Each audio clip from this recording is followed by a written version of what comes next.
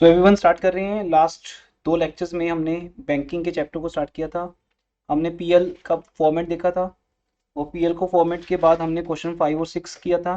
First 4 question बहुत easy हो जाते हैं, उनमें से हमें पहचान करनी होती है 13 से 16 तक के पॉइंट्स क्या हैं, राइट सी। अब जो लेक्चर 3 होता है, बट कुछ फिर भी मैंने लेक्चर आपके साथ वीडियो शेयर किए थे लास्ट लेक्चर्स के, जहाँ बैलेंस शीट के फॉर्मेट को भी समझाया गया है। वो लेक्चर आप देख लेना एक बार, ताकि जब हम बैलेंस शीट स्टार्ट करेंगे तो आपको बैलेंस शीट के हर हेडिंग और सब हेडिंग की नॉलेज हो। लेकिन आज का लेक्चर एक इंडिपेंडेंट लेक्चर है, जिसका आगे पीछे से कोई लिंक नहीं है। ना इसका लिंक पीएल के साथ है, ना आने वाली बैलेंस शीट के साथ है। ये एक बिल्कुल इंडिपेंडेंट टॉपिक है जो 5 मार्क्स में अलग से एग्जाम में आता है और 99% आ जाता है टॉपिक। इसको बोलते हैं रिवेट ऑन बिल डिस्काउंटेड। आप सबको पता है बैंक की एक बहुत अच्छी इनकम है जिसको हम डिस्काउंट कहते हैं। और हमारा जो कॉलम है शेड्यूल 13, वो क्या है? Interest earn. इंटरेस्ट अर्न, और उसमें सबसे पहली लाइन में ही आता है इंटरेस्ट या डिस्काउंट ऑन एडवांसेस या बिल्स। तो इंटरेस्ट जो मिलता है वो हमें लोन्स पे मिलता है, जो हम पब्लिक को लोन देते हैं, एडवांसेस इसको बोलते हैं। डिस्काउंट हमें बिल्स के ऊपर आता है। हमारे जो भी क्लाइंट्स होते हैं, वो क्लाइंट्स जब हमारे पास अपना बिल रिसीवेबल लेके आते हैं, याद है ना आपको, आज तक आप +1 में यही चीज करते रहे हो कि bill received from a customer discounted with bank. तब आप एक बिजनेसमैन थे, आपको आपके डेटर से बिल आता था और आप बैंक से डिस्काउंट करवाते थे। लेकिन अब आप बैंक हो, फर्स्ट टाइम आप एक बैंक हो, एज ए बैंक। अब आपको इस बिल को एक एज ए एसेट मान के चलना है कि जो जो बिल्स आपके पास पड़े हैं, जो आपके क्लाइंट्स ने आपको दिए हैं, वो आप समझो आपने बिल परचेज कर लिया उनसे। मान लो आप एक बैंक हो और आप 1,40,000 का बिल परचेज कर लेते हो और उस 1,40,000 के बिल को डिस्काउंट करते हो। मीन्स आप अपने क्लाइंट को 1,40,000 के ऊपर अपने क्लाइंट से इंटरेस्ट चार्ज करते हो, जिसको हम डिस्काउंट रेट कहते हैं। वो डिस्काउंट रेट हमें दिया होता है हर एक क्वेश्चन में, कि क्योंकि वो बिल अमाउंट के हिसाब से, ड्यूरेशन के हिसाब से चेंज होता रहता है, कभी 4, कभी 5, कभी 6। तो अब 1,40,000 का बिल मेरे पास आया, बीइंग ए बैंक, सोचना इन बात को। उस पर आपने 5% इंटरेस्ट चार्ज किया अपने कस्टमर से। तो बैंक इंटरेस्ट चार्ज करता है किससे? अपने क्लाइंट से। लेकिन कितने मंथ्स का? डिपेंड करता है कि बिल आता कब है। तो बिल आपके पास आया बेटा 31 मार्च तक हम देख रहे हैं। पहले तो ये बात समझिए ध्यान से, क्योंकि हम जब फाइनल अकाउंट्स बनाते हैं तो फाइनल अकाउंट्स 31 मार्च को बनते हैं। तो हम उस दिन क्या देख रहे हैं कि 31 मार्च को इस बिल के अभी कितने दिन बाकी पेंडिंग पड़े हैं। जैसे चेक करो बेटा, इस बिल की ड्यू डेट क्या है? 4 जून। क्या है? 4 जून। क्वेश्चन नंबर 9 आपके सामने है, न्यू बुक्स में 9 ही है। yes. हाँ, क्वेश्चन 9 स्टार्ट कर दिया। इसमें एक टेबल बनता है जहां हमारा टारगेट होता है हमें अनएक्सपायर्ड डिस्काउंट निकालना है, बट वो बाद में समझाऊंगा इसका मीनिंग क्या है। अभी एक सिंपल बात आपके सामने आ रही है, यू आर ए बैंक और आपको एक बिल मिलता है 1,40,000 का। कब मिलता है वो इंपॉर्टेंट नहीं है, 31 मार्च के दिन खड़े होकर हम बात कर रहे हैं कि वो बिल ड्यू कब होगा। वो बिल ड्यू होगा जून 4 को। तो जून 4 तक कितने दिन पड़े अभी? 65। कैसे निकालोगे? अप्रैल के 30, मई के 31 और जून के 4। 3 डेज ग्रेस भी होते हैं, बट वो हम काउंट नहीं करते इंटरेस्ट के लिए, बस ग्रेस डेज होते हैं वो। तो 65 डेज अभी पेंडिंग पड़े हैं इस बिल के ऊपर। तो इसका मतलब 1,40,000 पे अगर हम 5% इंटरेस्ट निकाल लें पूरे साल का, क्योंकि 5% रेट तो पर एनम है, ये तो रेट पर एनम होता है। तो 1,40,000 का 5% पूरे साल का कितना बनेगा? 7,000। या आप डायरेक्टली मल्टीप्लाई कर दो 65 डेज से इंटू 65/365, तो डायरेक्ट आंसर आ जाएगा 1,246। या पहले पूरे साल का निकाल लो, 140 का 5% 7,000 फिर 7,000 का कितने डेज का, 65 डेज का। इट में ये जो 1246 अमाउंट है ना बेटा, इसको बोलते हैं एडवांस रिसीव्ड। क्या बोलते हैं, एडवांस रिसीव्ड। क्योंकि आपको जो इंटरेस्ट मिला है आप उसको बोलते हैं डिस्काउंट हो, नो डाउट, बट बैंक के लिए वो एक इंटरेस्ट इनकम ही है। जो भी इंटरेस्ट आपको मिला होगा उसमें से 1246 का इंटरेस्ट इस साल की इनकम नहीं है, इस साल की इनकम नहीं है।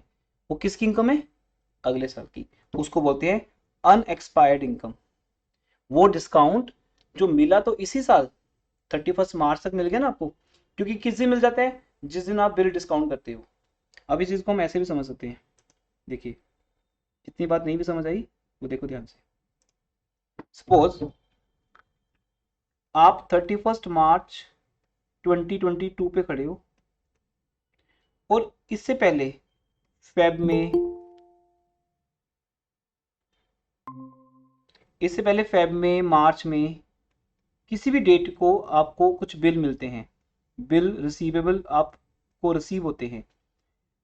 तो जो बिल फेब में आए और मार्च में मैच्योर हो गए, ड्यू हो गए, तो आपने जो भी इंटरेस्ट लिया, मान लो एक बिल आपके पास आया 10,000 का, आपने उसके ऊपर 1,000 रुपये का, ज़्यादा हो जाएगा 1,000, 400 रुपये का इंटरेस्ट लिया, डिस्काउंट लिया कस्टमर से, और बाकी के 9600 कस्टमर के अकाउंट में डाल दिए।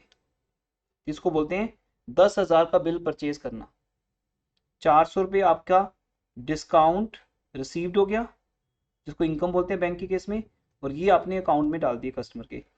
अब ये डिस्काउंट अगर 31 मार्च तक का है फिर तो इसी साल की इनकम है, बट अगर ये डिस्काउंट 4 जून तक का है तो बेटा जो भी इंटरेस्ट मिला होगा उसमें से 4 जून तक का इंटरेस्ट जितना भी बनता होगा उतना इंटरेस्ट आपकी इस साल की इनकम नहीं है, क्योंकि वो आपको एडवांस में मिल चुकी, बट वो इस साल का इनकम नहीं है। उसको बोलते हैं अनएक्सपायर्ड या एडवांस।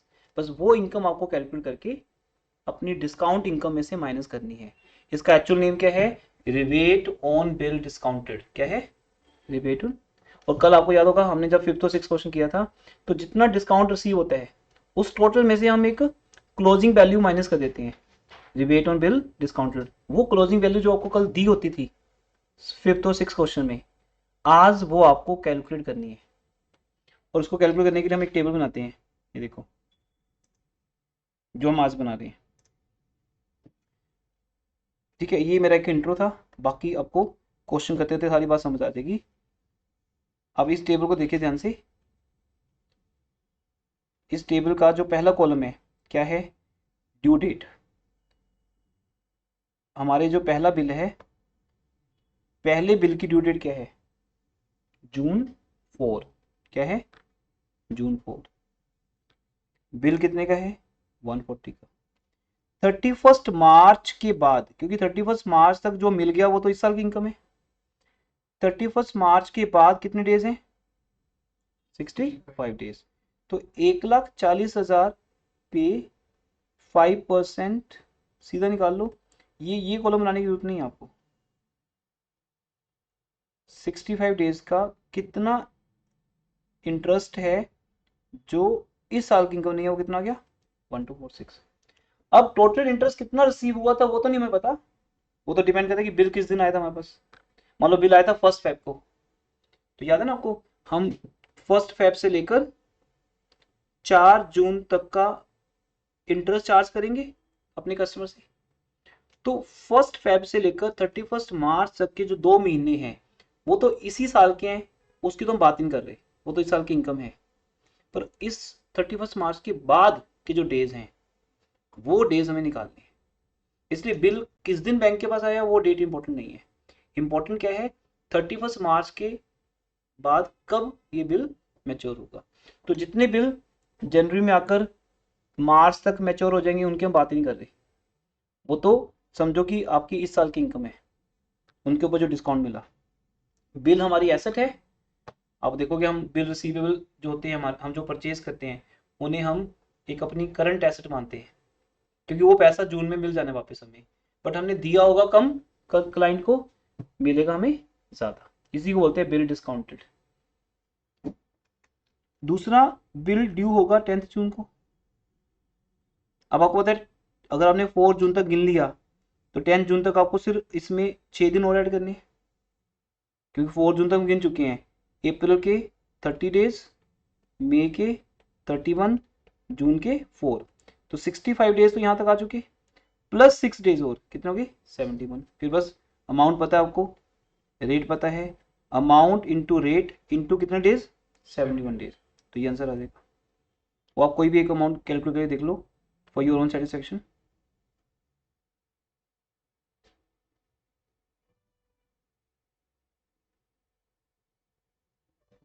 फिफ्थ ऐसी थर्ड, जून 24। अब जून 10 में 14 डेज और ऐड कर लो, तो 71 प्लस 14 85। अब 282 अमाउंट, हर अमाउंट का एक रेट ऑफ इंटरेस्ट है, वो हमारी डील होती है कि बैंक किस कस्टमर को क्या रेट देता है। सब कस्टमर का रेट अलग अलग होता है बैंक का। 282 इंटू 6% इंटू, नहीं नहीं ऐसा कुछ नहीं, कस्टमर, अमाउंट, ड्यूरेशन, इन सब पे डिपेंड है, बार्गेनिंग चलती है। जैसे आप अगर आप होम लोन ले रहे हो तो हर बैंक का रेट अलग मिलेगा। तो एक बैंक, अगर आप गवर्नमेंट एम्प्लॉय हो तो आपको रेट ऑफ इंटरेस्ट कम लगाएगा, अगर आप एक प्राइवेट जॉब करते हो तो आपको रेट ऑफ इंटरेस्ट ज़्यादा लगाएगा, क्योंकि आपका एक सिविल स्कोर होता है, उस पर डिपेंड करता है कि आप कितने सेफ कस्टमर हो। रेट आपको भी लगेगा, जहाँ जहाँ बैंक का रिस्क बढ़ता जाएगा वहाँ रेट बढ़ाता जाएगा। तो इसलिए हर कस्टमर के लिए एक नया रेट होता है, तो वो रेट दिए हुए हैं। अगर आपको क्वेश्चन में एक एवरेज रेट दिया हो 10% पे, सब पे 10% लग जाएगा, वो अलग बात है। फिर ऐसी नेक्स्ट जुलाई 5, उसमें कितने डेज एक्स्ट्रा हो गए, वो 11 और ऐड कर दी 96 होगी। तो अमाउंट इंटू रेट इंटू वो डेज, तो बेटा ये अमाउंट आ गई आपकी 4। तो ये 4 बिल हैं ऐसे जो 31 मार्च के बाद ड्यू हो रहे हैं। जो बिल 31 मार्च तक ड्यू हो रहे हैं उनको छोड़ देना, क्वेश्चन में दिए भी होंगे। टोटल अमाउंट कितनी होगी 13,000। तो पहले ये टेबल देखो, इस टेबल में डाउट है आपको, कैलकुलेशन ऑफ अनएक्सपायर्ड डिस्काउंट, बना लो टेबल, कोई बात नहीं, स्टार्ट कर लो, फिर बाकी एग्जाम्पल एक दो लिख लो, फिर बाकी पूरा हो जाएगा। अब हम इसके अकाउंट और जनरेंट्स पास करेंगे, आज ये टॉपिक कंप्लीट हो जाएगा।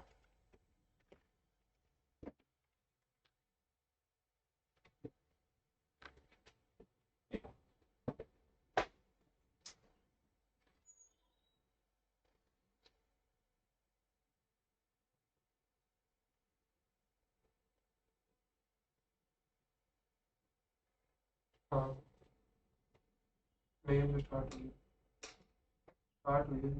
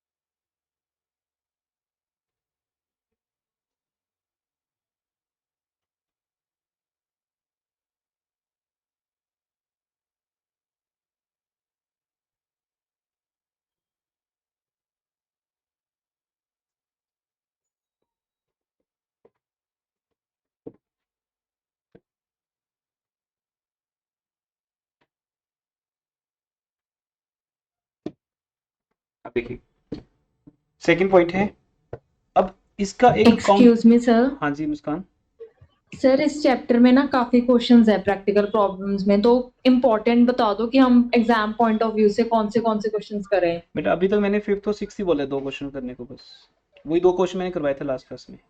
और सेवन्थ और एट्थ कट है। वो सारे कट हैं, सीधा उसके बाद सीधा ये wait on bill discount 9th आएगा। Okay sir. वो लास्ट रिकॉर्डिंग तुम देखोगे तो उसमें आपको मिलेगा, सुनेगा सारा। Okay sir. First 4 question normal है, वो आपकी मर्जी है प्रैक्टिस करना। अदरवाइज मेन फिफ्थ और सिक्स करो, पीएल की प्रैक्टिस हो जाएगी। आज का टॉपिक तो करवा ही रहा हूँ मैं आपको।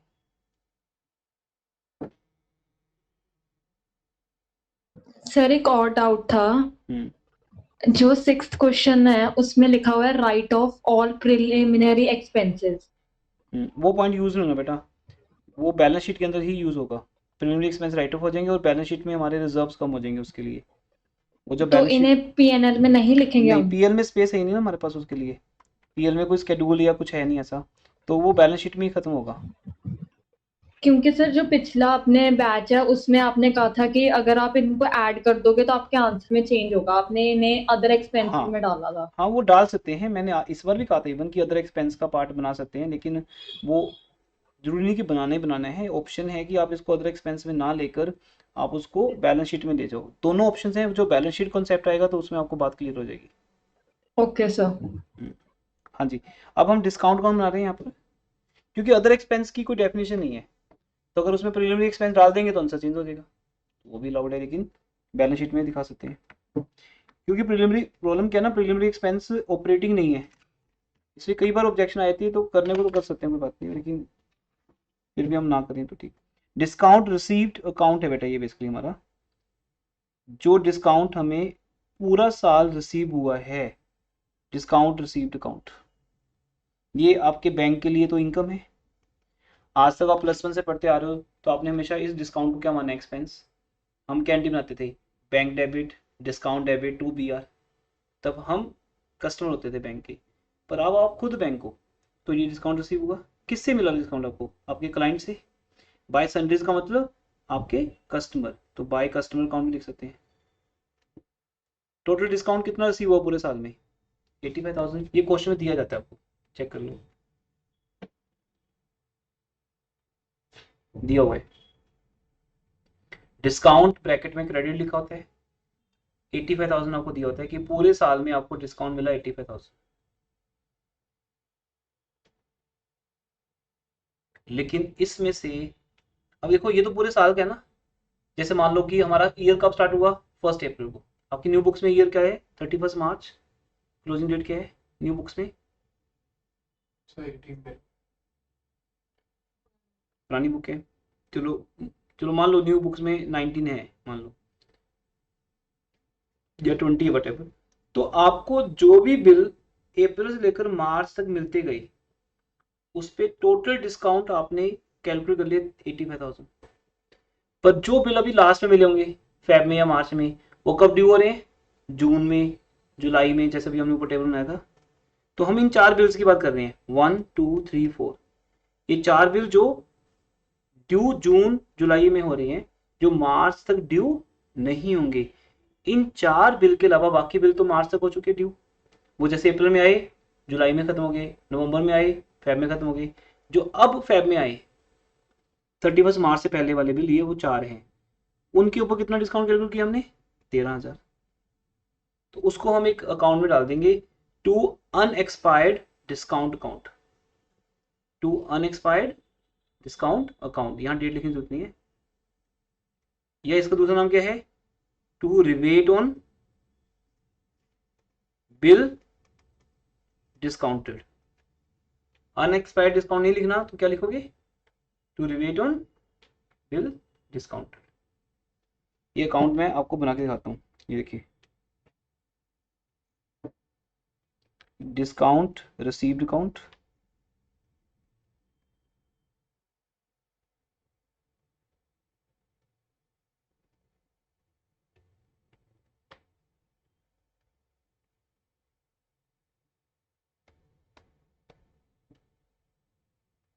तो सपोज हमारे पास वैसे ये पूरे साल का डिस्काउंट हमें रिसीव हुआ तो हम ईयर की लास्ट डेट लिख देंगे।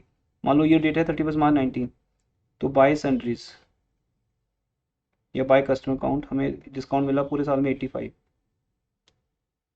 लेकिन एक हमारे पास पिछले साल का ओपनिंग बैलेंस भी था, उसका मीनिंग क्या था, वो डिस्काउंट था।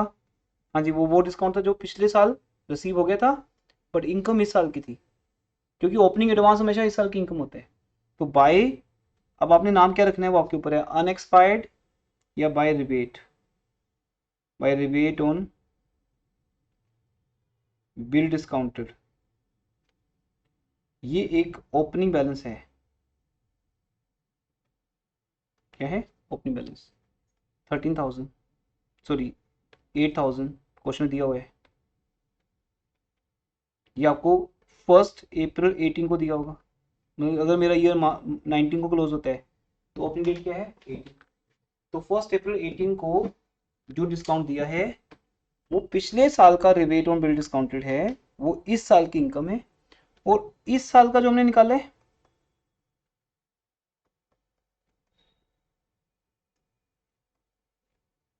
जो इस साल निकाला हमने, सर ये हम अकाउंट बना क्यों रहे हैं डिस्काउंट रिसीव वाला? बनते हैं बेटा बैंक की बुक्स में अकाउंट बनते हैं, क्वेश्चन लिखा हुआ है to rebate on bill discounted. ये हमारा इस साल का क्लोजिंग बैलेंस है जो इस 85,000 के अंदर इंक्लूड है। जो डिस्काउंट हमें इस साल मिला लेकिन वो इस साल की इनकम नहीं है, जो हमने ऊपर कैलकुलेट किया टेबल में। ये अगर हम माइनस कर दें तो हमारे प्रॉफिट एंड लॉस अकाउंट में कितनी अमाउंट जाएगी? क्वेश्चन में लिखा होगा, डिस्काउंट अमाउंट ना हो तो भी बना दें। By profit and loss account balance sheet figure आ गई। तो बेटा 85, अब ध्यान से कोई देखो यहाँ पे, रुको, देखो 85,000 में पिछले साल वाली इनकम ऐड होगी। और ये आपने एनपीओ में पढ़ा है, ओपनिंग एडवांस हमेशा इस साल की इनकम होते हैं और इस साल का एडवांस अगले साल की इनकम होते हैं। यही 13 अगले साल का क्या बन जाएगा, ओपनिंग। तो इस साल माइनस कर दो क्योंकि वो इनकम मिल तो गई लेकिन इनकम नहीं। मान लो एक स्टूडेंट ने मुझे मार्च में फीस दे दी पर सिलेबस उसका जून में खत्म होगा, तो मार्च में जो रिसीव हुई वो मेरी मार्च की इनकम नहीं है, तो वो अगले साल शिफ्ट कर देंगे। तो 13,000 को हमने अगले साल शिफ्ट कर दिया। बैलेंस फिगर जो है 85 + 8 93।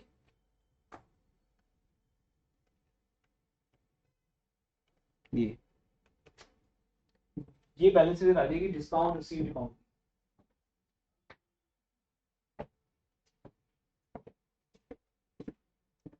अब ये जो टॉपिक हम आज कर रहे हैं इसमें ये चीज़ें आपको इस लेक्चर के अंत तक समझ आ जाएंगी। पहले हमें टेबल बनाकर उस 13,000 को कैलकुलेट करना होता है। जो आपने लास्ट ईयर बना के 8,000 कैलकुलेट किए होंगे, ये इस साल के हैं 13। फिर अकाउंट्स बनते हैं। अब जनरल जगह देखिए क्या बनेगी, देखो ध्यान से, एक मिनट पहले देखो बेटा यहाँ पे, जो ये पिछले साल का डिस्काउंट है जिसको हमने रिबेट ऑन बिल डिस्काउंटेड भी लिख सकते हैं। ये जो पिछले साल का ओपनिंग बैलेंस है जिसका नाम है अनएक्सपायर्ड डिस्काउंट, जो पिछले साल अनएक्सपायर्ड था वो इस साल की इनकम बन गया।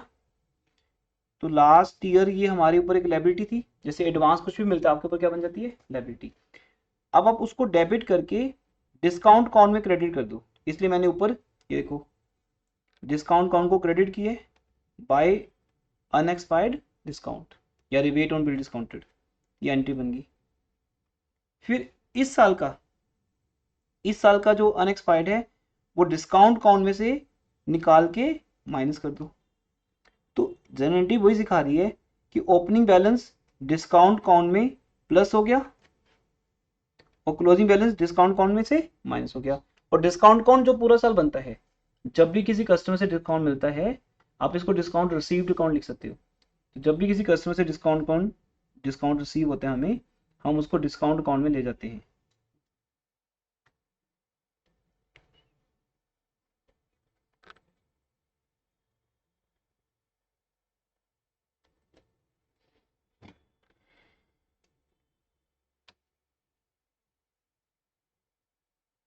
और फिर डिस्काउंट काउंट का जो बैलेंस बचता है, कितना बचा था, 80,000, वो हम डिस्काउंट काउंट से निकाल के किसको दे देते हैं, प्रॉफिट एंड लॉस काउंट को।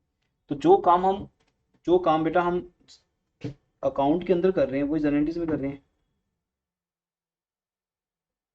8,000 का बैलेंस जो ऑलरेडी ओपनिंग बैलेंस था अनएक्सपायर्ड का, जिसकी क्रेडिट नेचर थी, हमने उसको डेबिट किया, डेबिट करके टू डिस्काउंट लिख दिया।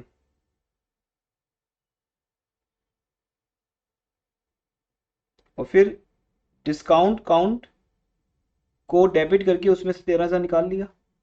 तो 8 ऐड कर दो, 13 माइनस करो, फिर उसमें जितने बचेंगे वो पीएल में शिफ्ट कर दो। ये 3 एंट्रीज हैं बस। हाँ, एक एंट्री और कर सकते हैं हम यहाँ पे कि 85,000 का डिस्काउंट कैसे आया होगा। तो हम वो लिख सकते हैं sundries debit, sorry B R purchase debit, हमने कस्टमर से उसका बिल रिसीवेबल परचेज किया, B R purchased account debit to discount account, discount received account या डिस्काउंट अकाउंट 85,000। हमने 85,000, चलो ये एंट्री रहने दो, अभी आगे बनाते हैं क्योंकि इसमें 2 पार्ट्स हैं। अभी ये 3 क्लियर है। अब आगे देखो, अगर बोलेंगे बैलेंस शीट भी बना के दिखाओ, एक नॉर्मल बैलेंस शीट, तो उसमें 2 चीज़ें बेटा, हमने जितने बिल परचेज किए उसमें से 31 मार्च को हमारे पास कितने बिल बचे हुए हैं, 1264। ये हमारे लिए एक करंट एसेट है। बिल डिस्काउंटेड या बिल परचेज, आपको डिस्काउंटेड वर्ड नहीं लिखना, बिल परचेज लिख सकते हो। ये अभी बैंक के पास पड़े हैं 31 मार्च को, और इन्हीं के ऊपर 13,000 रुपये का इंटरेस्ट हमें आया हुआ है, जिसके 2 नाम हैं, अनएक्सपायर्ड डिस्काउंट या रिबेट ऑन बिल डिस्काउंटेड। तो ये एक रेलिवेंट आइटम्स की बैलेंस शीट है कि जो बिल हमारे पास पड़े हैं वो एसेट है, और उनके ऊपर जो डिस्काउंट आ चुका वो हमारी क्लोजिंग लायबिलिटी है। इस साल की क्लोजिंग है, अगले साल की ओपनिंग है। ये सब कुछ लिखा हुआ है, बनाओ क्वेश्चन में। जबकि पूरे साल में तो हमने और भी बिल परचेज किए होंगे, बट वो मैच्योर होते गए, हमारे पास आते गए, खत्म होते गए, ये रह गए 31 मार्च तक। और इनमें से बेटा याद है ना आपको, इन्हीं 1264 में से वो 4 बिल हैं, वो 4 बिल हैं जो कब ड्यू होंगे, जून में या जुलाई में।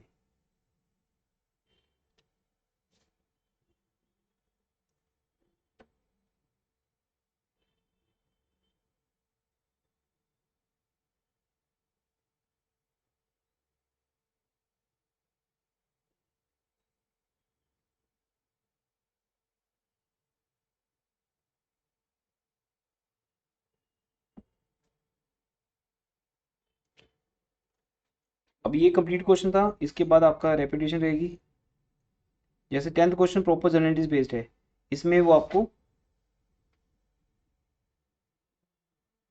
ये बोला, ये एंट्री थी जो मैं कह रहा था आगे आएगी, ये एक एंट्री रहेगी बतानी आपको, देखो ध्यान से।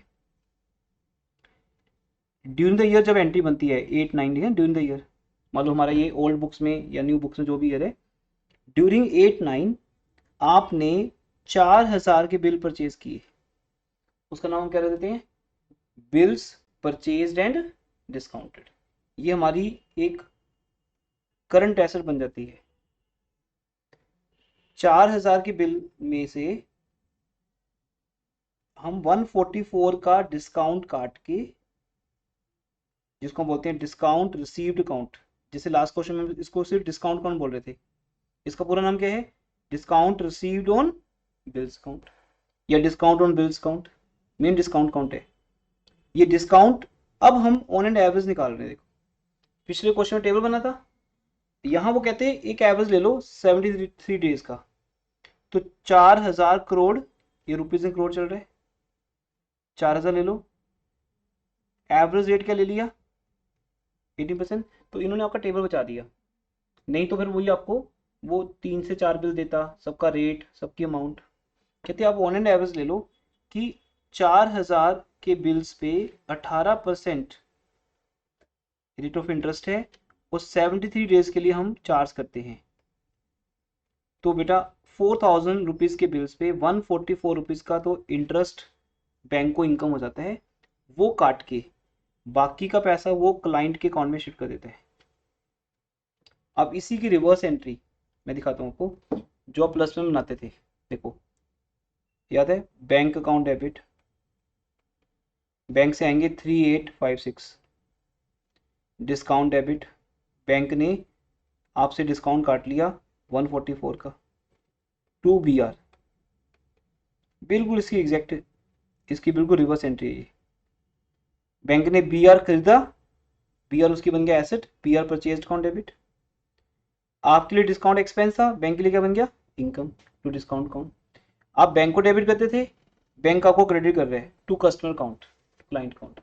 ये एंट्री तब बनानी है जब आपको ये पूरी डिटेल दी हो, ठीक है। जैसे लास्ट क्वेश्चन में बन सकती है एंट्री। लास्ट क्वेश्चन में आपका 85,000 रुपीज का इंटरेस्ट रिसीव हुआ है पूरे साल में। कितने बिल परचेज किए हैं पूरे साल में, दिया कुछ,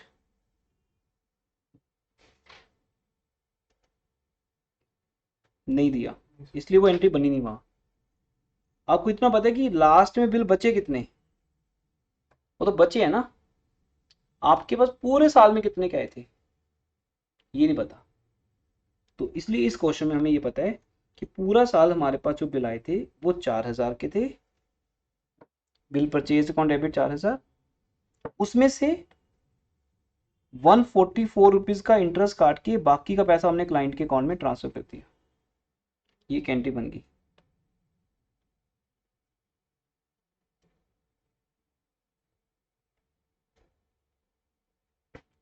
ठीक है,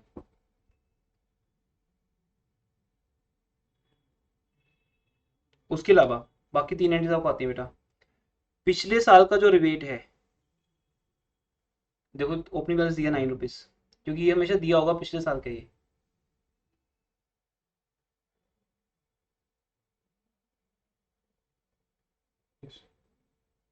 ठीक है, rebate on bill discounted account debit, उसको वहां से निकाल के किस अकाउंट में दे दो, डिस्काउंट अकाउंट में। ओपनिंग बैलेंस प्लस हो गया, और इस साल के डिस्काउंट में से एक अमाउंट निकाल के रिबेट अकाउंट में ट्रांसफर कर दो, वो इस साल का हो गया क्लोजिंग बैलेंस।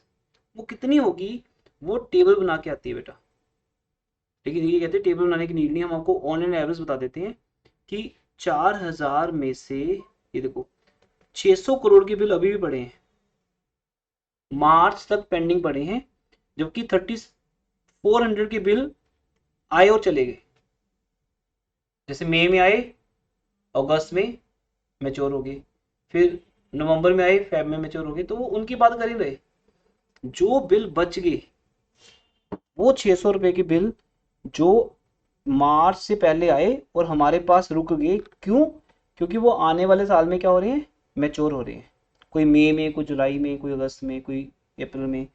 उसका ऑन एंड एवरेज 36.5 डेज का इंटरेस्ट ले लो, वो आपको उसने सब दिया हुआ है। तो ये बेटा आपका सेकंड टाइप का क्वेश्चन है, जहां टेबल बनाने की जरूरत नहीं पड़ती, क्वेश्चन से जनरलिटीज बेस्ड होता है।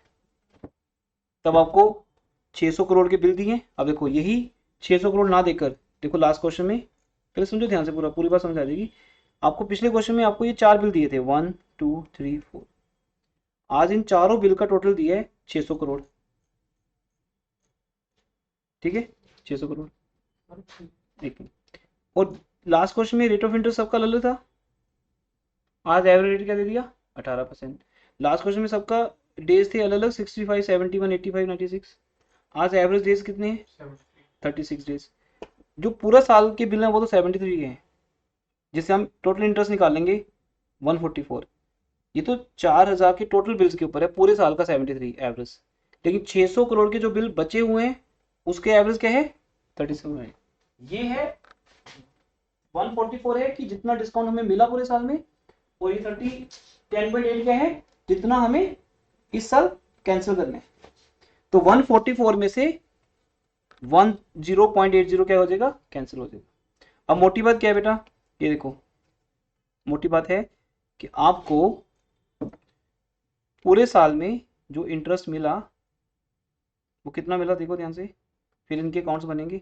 आपको पूरे साल में इंटरेस्ट कितना मिला 144, जिसमें पिछले साल का 9 ऐड हो जाएगा ओपनिंग और इस साल का 10.8 माइनस हो जाएगा। तो फाइनली जो इनकम बचेगी वो पीएल में जाएगी। ये बात आपको अकाउंट समझाएगा। अब ये अकाउंट बनाओ। डिस्काउंट अकाउंट मैंने आपको सिखाया हुआ है।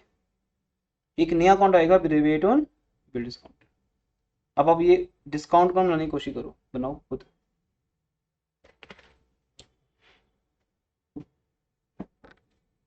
इसको भी हमने लिखा था बाय सन्ड्रीज, ये भी लिख सकते हो बाय सन्ड्रीज।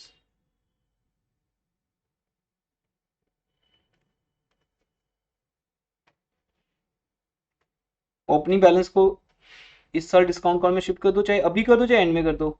यहाँ 31 मार्च 2009 भी लिख सकते हैं, या हम ओपनिंग डेट भी शिफ्ट कर सकते हैं क्योंकि वो है ही साल 3 तो।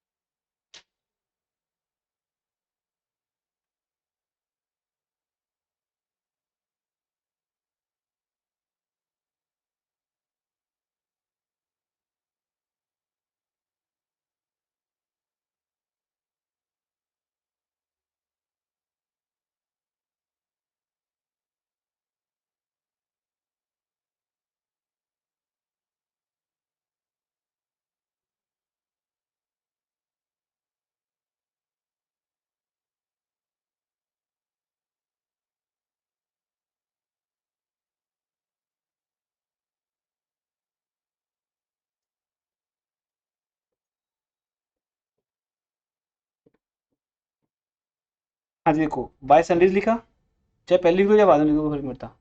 फिर ओपनिंग वाला ऐड कर लिया, क्लोजिंग वाला माइनस किया, और बाकी अमाउंट किस चलेगी पीएल में। वो हमें ऊपर से फिर समझ आ रहा है 142.2 ही आएगा इसका आंसर। ये जो आंसर आएगा ना, ये आएगा 142.20। ठीक है जी। अब एक नया अकाउंट सीखते हैं। ये तो हो गया डिस्काउंट अकाउंट। मैं यहाँ बनाता हूँ आपके लिए एक कोटा। अभी जो मैंने बनाया था वो डिस्काउंट रिसीव्ड अकाउंट बनाया था, जिसको हम डिस्काउंट अकाउंट भी बोल सकते हैं, क्योंकि बैंक इसको डिस्काउंट लिखता है बस, उसको पता है डिस्काउंट मेरी इनकम ही है ना, डिस्काउंट ऑन बिल। और अब ध्यान दो, कल जब हमने क्वेश्चन नंबर 5 और 6 किया था तो वहां पे क्या था, डिस्काउंट ऑन बिल इसका नाम था। अब इसके साथ दूसरा अकाउंट है रिबेट ऑन बिल डिस्काउंटेड।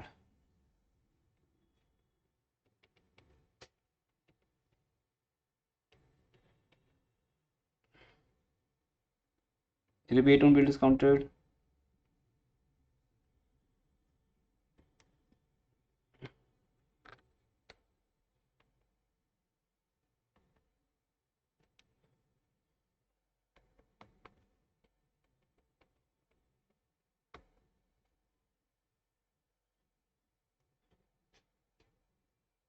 अब आपको होता है रिबेट ऑन बिल डिस्काउंटेड का एक ओपनिंग बैलेंस होता है, उसको बोलते हैं।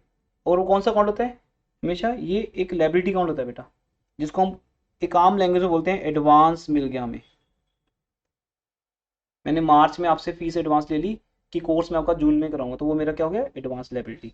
तो वो हमेशा अगले साल जब शिफ्ट होगा तो वो एक ओपनिंग बैलेंस होगा credit side, by balance brought down opening balance है 1 अप्रैल, मान लेता हूँ मैं, अभी 18-19 चल रहा है ईयर, जो भी होगा आपके बुक्स में, ठीक है ना, ओपनिंग डेट जो भी हो डाल दो। कितना है ओपनिंग बैलेंस, कितना था ओपनिंग बैलेंस? 9 रुपीज़।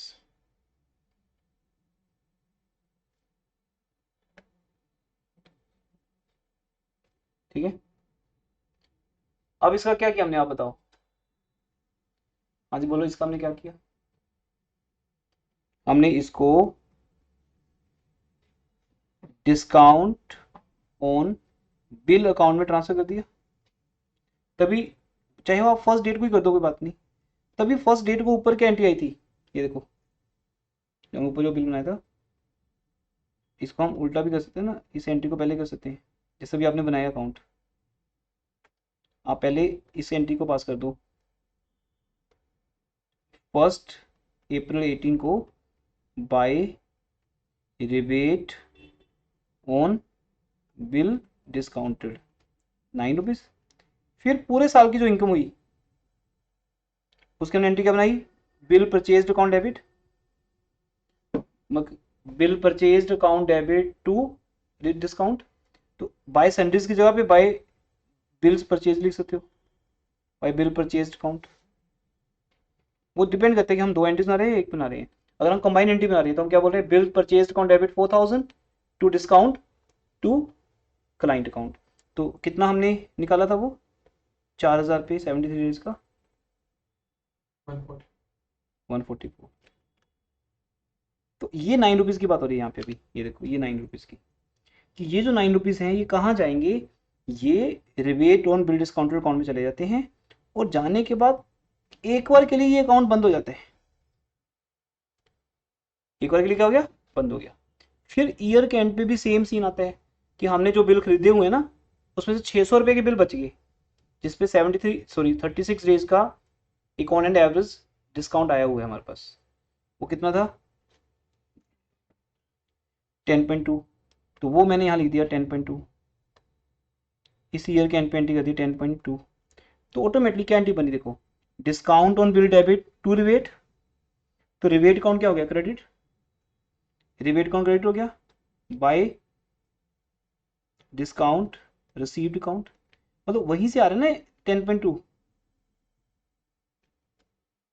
तो पॉइंट क्या है, अब ध्यान से देखो, एक मिनट रुको, ओपनिंग बैलेंस किस में गया, रिबेट डिस्काउंट अकाउंट में गया, वो पिछले साल का था खत्म हो गया, और इस साल का नया वहीं से आ गया 10.2, जो हमने कैलकुलेट किया हो यहाँ पर, ध्यान से देखो, ये हमने यहाँ पे कैलकुलेट किया है 10.8 है, तो ये 10.8 जो हमने कैलकुलेट किया है इस साल का, चाहे तो टेबल बना के कैलकुलेट होता है या ऑन एंड एवरेज हम निकाल लेते हैं।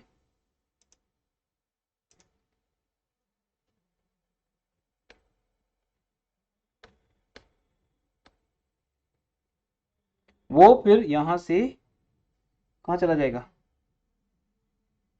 एक बैलेंस ही फिगर बन जाएगा, इस साल का क्लोजिंग बैलेंस 31 मार्च 19 को आएगा, और 31 मार्च 19 को क्लोजिंग बैलेंस बन के यहीं पड़ा रहेगा, और फिर यहाँ से अगले साल का अकाउंट भी सेम स्टार्ट हो जाएगा जैसे हुआ था, जैसे ऊपर हुआ था। ये क्लोजिंग बैलेंस क्या बन जाएगा, अगले साल का opening by one roll on 10.8, 1 अप्रैल 19, फिर वो कहाँ जाएगा, डिस्काउंट अकाउंट में। ये सिलसिला चलता रहेगा। ये सेम लेक्चर रिकॉर्डेड भी है ऑलरेडी पिछले साल का, तो तुम वहां से देखते तो भी समझ आया था, ये बहुत सिंपल लेक्चर है। इस पे फिर आपकी ये अकाउंट्स बनते हैं बेटा, पहले जनरल दो अकाउंट या वो टेबल। अब एग्जाम में अकाउंट आएंगे या जनरल या टेबल, 5 मार्क्स में कुछ भी आ सकता है। ये क्वेश्चन अगर जनरल में तो 5 जनरल या 4 जनरल होगी, उसके बाद फिर ऐसे ही अब 11th क्वेश्चन है। अब आपके ऊपर है, अब इसको अभी यहाँ बैठ के करो, इस कॉन्सेप्ट को खत्म करके जाओ, या घर पे होमवर्क में करोगे, आप देख लो अभी जो जो डाउट है देख लो, और कोई डाउट है पूछ लो मेरे से। अपना जो भी आपका बैकलॉग है वो सैटरडे संडे में कवर कर लो, फिर हम मंडे को बैलेंस शीट के क्वेश्चन करेंगे, मैं आपको एक कंप्लीट क्वेश्चन करवाऊंगा, ठीक है। फिर एक क्वेश्चन और करवा देंगे, 2 क्वेश्चन आपको करवाएंगे, बाकी रिकॉर्डिंग आपके पास है ही है, लास्ट ईयर के बैच का एक्सेस है, उसमें आप कोई भी क्वेश्चन जो मैं वहाँ करवा रहा हूँ वो भी देखते रहो साथ साथ में, ताकि फास्ट हो जाए आप। कोई भी 2 क्वेश्चन मेरे से करो, 2 आप खुद करके देखो बैलेंस शीट के, सारे क्वेश्चन सेम है।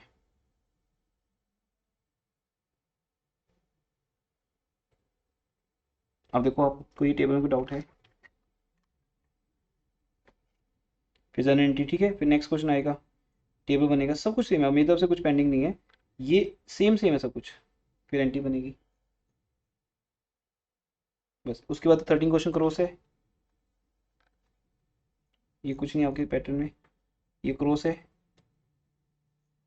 फिर सब क्रॉस आ गए, एडवांसेस क्रॉस है, ये आपका पैटर्न ही नहीं है, बिल कलेक्शंस क्रॉस है, बस यहाँ से मिलेंगे। आई थिंक न्यू बुक में क्वेश्चन नंबर 19 है ये।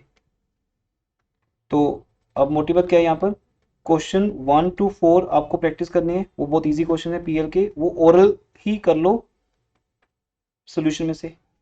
क्वेश्चन 5 और 6 आपको करके देखने हैं रिटर्न में, जो मैंने करवा दिए। फिर क्वेश्चन 9 से लेकर 12 तक जो आज करवाए हैं, बस यही आपका चैप्टर है। उसके बाद फिर आएगा क्वेश्चन 19 ऑनवर्ड्स, वो बैलेंस शीट के साथ। वो मैंने 2 क्वेश्चन जो करवा दिया आपको, फिर वही आते हैं एग्जाम में। बैलेंस शीट में आप क्या होगा, पीएल अकाउंट बनेगा, बैलेंस शीट बनेगी विद एडजस्टमेंट्स होगा। रेस्ट टाइम आपका ये है, इस पे आपको लगाना टाइम अभी बैठ के लगा लो।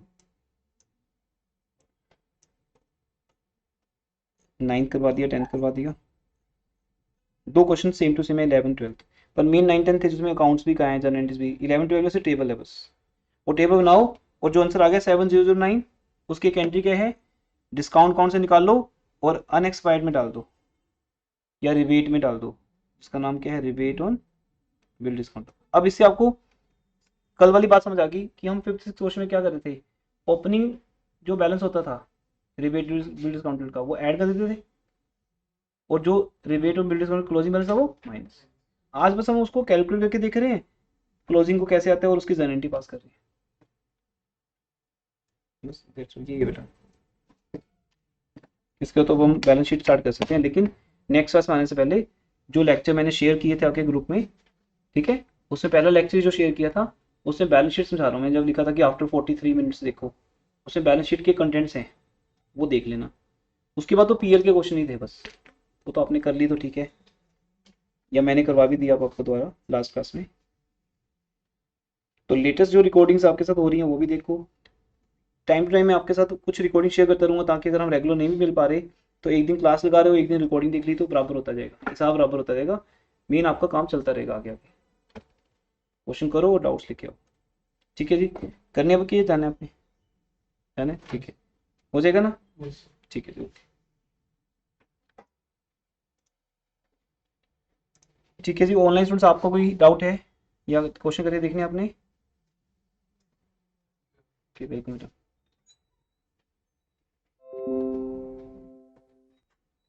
आपको 11 12 क्वेश्चन करके देखने हैं, जो लोग भी ऑनलाइन हैं, तो मैं फाइल ओपन कर देता हूँ आपके लिए।